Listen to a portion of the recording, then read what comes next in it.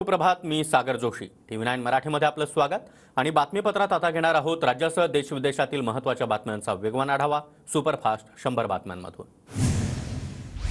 काँग्रेस नेते राम मंदिराबाबत काहीही बोलत आहेत, मात्र नकली शिवसेना गप्प आहे. नकली शिवसेना आणि काँग्रेसची पार्टनरशिप ही बापाची पार्टनरशिप. मोदींचा उद्धव ठाकरे यांच्यावर निशाणा. मोदीची किती वेळा नवरदेव म्हणून बोहल्यावर चढणार? निवडणूक आल्यावर मोदी मुंडावळ्या लावून तयार असतात. नाशिकच्या सभेतून उद्धव ठाकरेंचा मोदींना टोला. मुख्यमंत्री होतो, चपराशी झालो तरी देखील चालेल, पण पुन्हा येईन. उद्धव ठाकरेंचं देवेंद्र फडणवीसांवर टीकास्त्र. ज्या ठिकाणी मोदींनी रोड शो केले तिथे भाजप पराभूत झाली. 1 महिन्यामध्ये मोदींनी महाराष्ट्रामध्ये 28 सभा घेतल्या. पंतप्रधान मोदींना ठाकरेंच्या शिवसेनेनं रस्त्यावर आणलंय. संजय राऊतांचा मोदींवर जोरदार हल्लाबोल. ठाकरेंनी राहुल गांधींच्या तोंडून सावरकरांच्या महानतेबद्दल 5 वाक्य बोलवून दाखवावीत. राहुल गांधींनी शिवाजी महाराजांचा देखील अपमान केला. पंतप्रधान मोदींचा राहुल गांधींवर हल्लाबोल. मोदींनी नव्या भारताचा नवा मंत्र दिलाय. देशामध्ये कामधंदा मंदम, मंदी प्रचंडम, फिर भी घमंडम. संजय राऊतांची पंतप्रधान मोदींवर टीका. एका भाषेच्या वर्गासाठी पंतप्रधान मोदींचा रोड शो. मोदींच्या रोड शोसाठी पालिकेनं खर्च केला, तर नाशिकमध्ये शेतकऱ्यांना अटक केली. आदित्य ठाकरे यांची मोदींवर टीका. मोदींच्या शक्ती प्रदर्शनाला कोणताही अर्थ नाही. ठाकरेंच्या शिवसेनेमुळेच मोदींना रस्त्यावर उतरावं लागलंय. अंबादास दानवेंची टीका.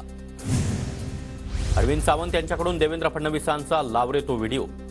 ज्यांना जेलमध्ये पाठवणार होते त्यांचाच प्रचार फडणवीस करताय. अरविंद सावंत यांचा फडणवीसांवर जोरदार हल्लाबोल. देशामध्ये महाराष्ट्रातील कृषी मंत्री होऊन गेले, मात्र त्यांनी शेतकऱ्यांसाठी 1 पैसाही दिला नाही. नाशिकमधील सभेमध्ये पंतप्रधान मोदींचा शरद पवारांवर निशाणा. पंतप्रधान नरेंद्र मोदींच्या महाराष्ट्रातील सर्वच कार्यक्रमांना अजित पवार यांची गैरहजेरी. मात्र तब्येत ठीक नसल्यामुळे अजित पवार कार्यक्रमांना अनुपस्थित असल्याची माहिती. उपमुख्यमंत्री देवेंद्र फडणवीस यांच्याकडून आज सभांचा धडाका. दुपारी 2:30 वाजता मनमाडमध्ये जाहीर सभा, तर संध्याकाळी मुंबईमध्ये 2 ठिकाणी सभा होणार. मुलुंड आणि कुर्ल्यामध्ये फडणवीसांच्या सभांचं आयोजन. उद्धव ठाकरे यांच्या आज ठाणे आणि कल्याणमध्ये प्रचार सभा. ठाण्यामध्ये राजन विचारे तर कल्याणमध्ये वैशाली दरेकर यांच्यासाठी प्रचार सभेचं आयोजन. मुख्यमंत्री शिंदेंचा आज नाशिकमध्ये रोड शो. महायुतीचे उमेदवार हेमंत गोडसे यांच्या प्रचारासाठी मुख्यमंत्री रोड शो करणार. शरद पवारांच्या नाशिकमध्ये आज 2 सभा. सटाणा आणि मनमाडमध्ये प्रचार सभांचं आयोजन. नारायण राणे यांच्या आज मुंबईमध्ये जाहीर सभा. राहुल शेवाळे यांच्यासाठी संध्याकाळी सभेचं आयोजन. धनंजय मुंडे देखील उपस्थित राहणार. कल्याणमध्ये महायुतीचे उमेदवार श्रीकांत शिंदे यांच्या प्रचारासाठी आज रोड शो. संध्याकाळी 5 वाजता रोड शो करत शक्ती प्रदर्शन करणार. मुख्यमंत्री शिंदे देखील उपस्थित राहण्याची शक्यता. घाटकोपर होर्डिंग दुर्घटनेमध्ये होर्डिंग आणि पेट्रोल पंपाचा 60% ढिगारा काढण्यामध्ये यश. रेस्क्यू ऑपरेशन अद्यापही सुरूच. दुर्घटनेमध्ये आतापर्यंत 17 जणांचा मृत्यू झाल्याची माहिती. घाटकोपर होर्डिंग दुर्घटना प्रकरणामध्ये व्हीजेटीआयची नियुक्ती. वीरमाता जिजाबाई टेक्नॉलॉजिकल इन्स्टिट्यूटच्या तज्ज्ञांच्या मदतीनं पाया मजबूतीकरणाची तपासणी होणार. घाटकोपर होर्डिंग दुर्घटनेतील फरार आरोपी भावेश भिंडेचा मुंबई पोलिसांच्या 7 पथकाकडून शोध सुरू. भावेश भिंडे होर्डिंगवर असलेल्या इगो मीडियाचा कंपनीचा मालक. घाटकोपर पेट्रोल पंप होर्डिंगमधील किती कमाई मातोश्रीवर जाते? वार्षिक कमाई 50 कोटी. मातोश्री आणि भांडुपला किती हिस्सा मिळतो? घाटकोपर होर्डिंग दुर्घटनेवरून किरीट सोमय्या यांचा ठाकरेंना सवाल. घाटकोपरमधील दुर्घटनेची ठाकरेंनी जबाबदारी घ्यावी. ठाकरेंच्या सेनेची पालिकेमध्ये सत्ता होती, हे नाकारता येणार नाही. उगाच ब्लेम गेम करू नका. प्रकाश आंबेडकर यांचा सल्ला. मुंबईतील मोठ्या दुर्घटनांसाठी आता पालिकेची आपत्कालीन वैद्यकीय यंत्रणा सज्ज करणार. घाटकोपर दुर्घटनेच्या पार्श्वभूमीवर अतिरिक्त आयुक्तांचा महत्त्वाचा निर्णय. घाटकोपर होर्डिंग दुर्घटनेनंतर रेल्वे हद्दीतील 250 होर्डिंगचं स्ट्रक्चरल ऑडिट करा. पालिकेचे रेल्वेला सक्त निर्देश. मुंबईतील बेकायदा होर्डिंग हटवण्याची कारवाई देखील सुरू. अमरनाथमध्ये होर्डिंगचं स्ट्रक्चर ऑडिट कधी होणार? छत्रपती शिवाजी महाराज चौक परिसरातील मोठ्या होर्डिंगचं स्ट्रक्चरल ऑडिट कधी होणार असा सवाल उपस्थित. नवी मुंबईतील अधिकृत अनधिकृत होर्डिंगची चौकशी करून कारवाई करावी. अजित पवार गटाच्या नामदेव भगत यांची मागणी. एका समाजाचं फतवा निघाला की विरोधकांकडे 90% मतदान होतं, मात्र आपल्याकडे 50 ते 55% मतदान होतं. अशी सुस्ती दाखवली तर मोठ्या संकटाला सामोरं जावं लागेल. मोदींशिवाय आपल्यासमोर पर्याय नाही. गिरीश महाजन यांचं वक्तव्य.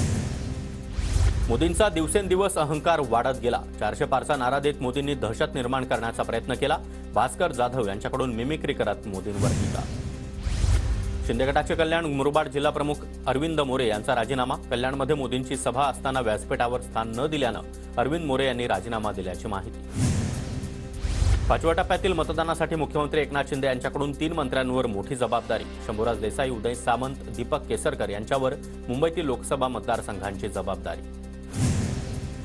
काम असलं की भाजपवाले लाचार होता. फडणवीसांनी केलेल्या टीकेवर हितेंद्र ठाकूर यांचा पलटवार. मीच सर्वांना निपटून टाकणार, हितेंद्र ठाकूर यांचा इशारा. जलजीवन मिशन योजनेचा बोदवडमध्ये खेळखंडोबा. कॉन्ट्रॅक्टरना कामं कसं देता येतील आणि पैसा कसा कमवून घेता येतील यावरच गुलाबराव पाटलांचं भर. आणि आमदार असून देखील चंद्रकांत पाटील बोदवडला पाणी देण्यासाठी कमी पडले, रोहिणी खडसे यांचा निशाणा. काही वाचाळवीरांमुळे भाजपचा पराभव निश्चित होणार. मोदींना रस्त्यावर उतरावं लागतंय ही शोकांतिका. ठाकरे गटाच्या चंद्रकांत खैरे यांचा निशाणा. भाजपला मत दिल्यानं एका माणसाच्या घरावर दगडफेक झाली. गोपीनाथ मुंडेंचा फोटो लावल्यानं एका बेकरीची तोडफोड झाली. भाजप नेत्या पंकजा मुंडे यांचा विरोधकांवर आरोप. महाविकास आघाडी 32 ते 35 जागा जिंकेल असं चित्र. दिंडोरीमध्ये तुतारीला मत द्या, जयंत पाटील यांचं मतदारांना आवाहन. राष्ट्रवादीचे बाळ्यामामा हे भाजपच्या कपिल पाटलांची बी टीम. तसंच शरद पवारांनी काँग्रेस संपवण्याची सुपारी घेतली. भिवंडीमध्ये अपक्ष उमेदवार निलेश सांबरे यांचा गंभीर आरोप. मुंबई उपनगर जिल्ह्यामध्ये 74,48,000 मतदार मतदानाचा हक्क बजावणार. मतदानाची सर्व तयारी जिल्हा प्रशासनाकडून पूर्ण. पुणे जिल्ह्यामध्ये आचारसंहिता भंगाच्या अनेक तक्रारी. सी व्हिजिल या ॲपच्या माध्यमातून 1,500 तक्रारींवर कार्यवाही. महाराष्ट्र लोकसेवा आयोगातर्फे घेण्यात आलेल्या दिवाणी न्यायाधीश पूर्व परीक्षेचा निकाल जाहीर. पूर्व परीक्षेमध्ये 411 उमेदवार पात्र. जळगावमध्ये निवडणूक कर्मचाऱ्यांची कुचंबना. बीएलओंनी व्यक्त केला संताप. वार्षिक मानधनासह विविध मागण्यांसाठी जिल्हाधिकाऱ्यांना निवेदन. राज्यामध्ये उद्यापासून जुन्या नियमानुसार आरटीची ऑनलाईन प्रक्रिया पार पडणार. 9,138 खासगी शाळांमध्ये 1,02,434 जागांवर प्रवेश प्रक्रिया होणार. राज्यामध्ये 4,000वर पात्र उमेदवार शिक्षकपदी रुजू. केंद्रीय निवडणूक आयोगाकडून मतदान झालेल्या जिल्ह्यांमध्ये शिक्षक भरतीला परवानगी. दौंडमध्ये आजपासून शनिवारपर्यंत पाणीपुरवठा बंद. जुन्या मुख्य जलवाहिनीची डागडुजी सुरू. नागरिकांनी पाण्याचा अपव्यय टाळावा, प्रशासनाचं आवाहन.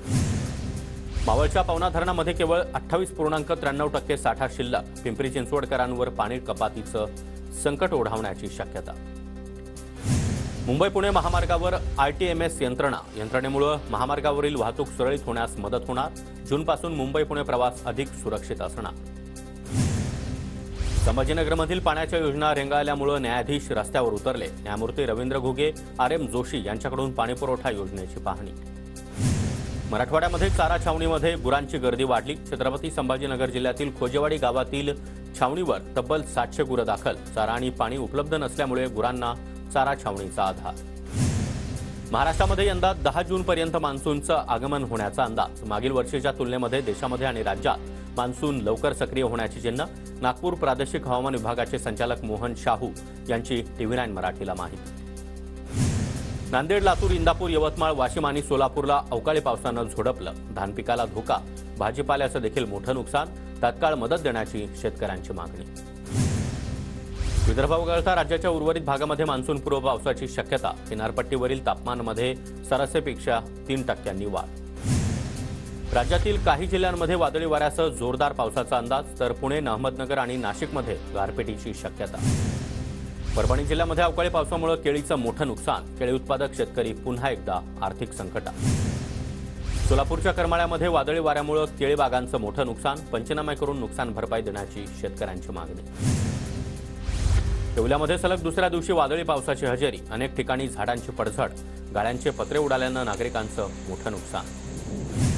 नंदुरबारमध्ये वादळी वाऱ्यामुळे झाडांची पडझड. नंदुरबार तळोदा रस्त्यावर झाडं कोसळल्यानं काही काळ वाहतुकीला मोठा अडथळा. नंदुरबारमध्ये वादळी वाऱ्यासह पावसाची हजेरी. शेती पिकांचं मोठं नुकसान. सोलापूर शहरासह ग्रामीण भागामध्ये पिण्याच्या पाण्याचा प्रश्न गंभीर. दुष्काळी परिस्थितीमुळे 37 गावांमध्ये टँकरद्वारे पाणी पुरवठा. धुळ्यातील दिवाणमळा परिसरामध्ये भीषण पाणी टंचाई. गावामध्ये पिण्याच्या पाण्यासाठी टँकर खरेदीची वेळ. प्रशासनाकडे लवकरात लवकर टँकरद्वारे पाणी पुरवण्याची. हिंगणघाट शहरातील अनधिकृत होर्डिंग्ज टॉवरवर ऑडिट करून कारवाई करण्याची मागणी. ठाकरे गटाकडून नगर परिषद अधिकाऱ्यांना निवेदन. नंदुरबार शहरातील होर्डिंगचं स्ट्रक्चरल ऑडिट करण्याचे आदेश. घाटकोपरमधील होर्डिंग दुर्घटनेनंतर नंदुरबार पालिका आता सतर्क. नंदुरबारमधील वाढत्या तापमानाच्या ट्रान्सफॉर्मरला झळा. तापमानामुळे ट्रान्सफॉर्मर गरम होऊ नये यासाठी कूलरची व्यवस्था. ट्रान्सफॉर्मरला आग लागण्याच्या संभाव्य धोक्यामुळे खबरदारी. नंदुरबार अवकाळी पाऊस आणि उन्हाच्या तडाख्यामुळे भाजीपाल्याला फटका. 22 ते 25% भाजीपाल्याची आवक घटली. सध्या दर स्थिर. लाल मिरचीच्या दरामध्ये घसरण. घाऊक बाजारामध्ये मिरचीच्या दरामध्ये 50% घसरण. नागपुरातील शासकीय वैद्यकीय महाविद्यालयामध्ये कंत्राटी कर्मचाऱ्यांचं आंदोलन. गुणवत्तेचं कारण देत कामावरून काढल्याचा कर्मचाऱ्यांचा आरोप. एजन्सीकडून अर्धवट पगार मिळत असल्यानं कर्मचारी संतप्त. सिंधुदुर्गच्या फोंडाघाट बाजारपेठमध्ये वाहतूक पोलिसांची सरप्राईज व्हिजिट. वाहतुकीला अडथळा ठरणाऱ्या आणि नियमबाह्य वाहतूक करणाऱ्यांवर कारवाई. साताऱ्यामध्ये वयोवृद्ध पेन्शनधारकांची ट्रेझरी ऑफिसमधून बोलत असल्याचं सांगत 72,000ची फसवणूक. आरोपीला 24 तासात सातारा पोलिसांकडून अटक. सीएए कायद्याद्वारे देशामध्ये प्रथमच नागरिकता प्रमाणपत्रांचं वाटप. गृहमंत्रालयाकडून 14 जणांना भारतीय नागरिकता प्रमाणपत्राचं वाटप. केंद्रीय गृहसचिव अजय कुमार भल्ला यांनी दिले प्रमाणपत्र. नांदेड जिल्ह्यामध्ये अवकाळी पावसामुळे भाजीपाल्यासह पिकांचं मोठं नुकसान. सरकारनं तात्काळ मदत देण्याची शेतकऱ्यांची मागणी. बुलढाणा जिल्ह्यामध्ये विजांच्या कडकडाटासह अवकाळी पावसामुळे आंब्यासह भाजीपाल्याचं मात्र मोठं नुकसान. पुण्याच्या इंदापूरमधील केळींना अवकाळी पाऊस आणि वादळी वाऱ्याचा मोठा फटका. काढणीला आलेल्या केळीचं मोठ्या प्रमाणात नुकसान. लातूरच्या अनेक भागांमध्ये वादळी वाऱ्यासह गारांचा पाऊस. किल्लारी, रेणापूर, निलंगा या भागातील पिकांचं मोठं नुकसान. सोलापूरच्या करमाळा तालुक्यामध्ये पावसाची हजेरी. वातावरणामध्ये गारवा निर्माण झाल्यानं नागरिकांना उकाड्यापासून काहीसा दिलासा. नंदुरबारच्या सातपुड्यामधील दुर्गम भागातील नर्मदा शाळांचं अवकाळी पावसामुळे मोठं नुकसान. बांधकामासाठी ठेवलेल्या साहित्याचं देखील नुकसान. साताऱ्याच्या पाटण तालुक्यामध्ये वादळी वाऱ्यामुळे झालेल्या नुकसानाची मंत्री शंभूराज देसाई यांच्याकडून पाहणी. देसाई यांच्याकडून जिल्हाधिकाऱ्यांना तात्काळ मदतीचे आदेश. नाशिकमध्ये पावसामुळे 513 हेक्टरवरील पिकांचं मोठं नुकसान. वादळी वाऱ्यासह झालेल्या वळिवाच्या पावसाचा 41 गावांना फटका.